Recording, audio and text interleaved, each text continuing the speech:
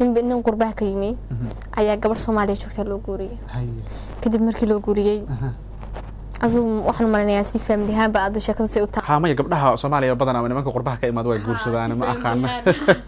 هذه ليك ولا ضونت ما يقولين كدب أروس كابين كودا ماضي وقوري لقلي قبل لو قرقي ها أيو نينكي قوري مركسو قلي أيا أبو لوك بسكي بحشيبه لوك بسكي بحشي ما لوك وفيقا وجرت ها halkaas u dhigtay gabadhi waa yaabtay tan gacan buu iska baxshay halkaas u dhigtay gabadhu si argagaxday hadana ilkii buu baxshay halkaas u dhigtay waa gartay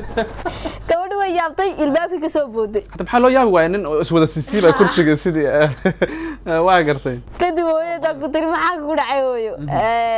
u soo baxday soo cartay waxa ku tiri hooyo ninka uu kala daatay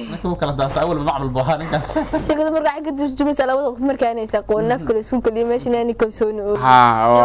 ma dadka la isku qasba kala dabcan waxa dhixilad maxamedow hadii gabadhaasi loo sheegi lahaa arinta lagu ninkan waa nin riyaana ama jiisa inay ku qaadan lahayd laakiin hadda gabadha lama marnayo way qiyaamay bay leedahay ninku xataa qaarkood baraha bulshada dad iska shukaansada ayaa waxa jira xataa markay is aroosan kadib is bartaan kadib qaar ilaa qaar lug la helayo marka waa sheeko kale cajiib badan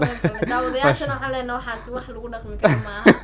iska ilaaliyo walaal sheeko cajiib ah nafisay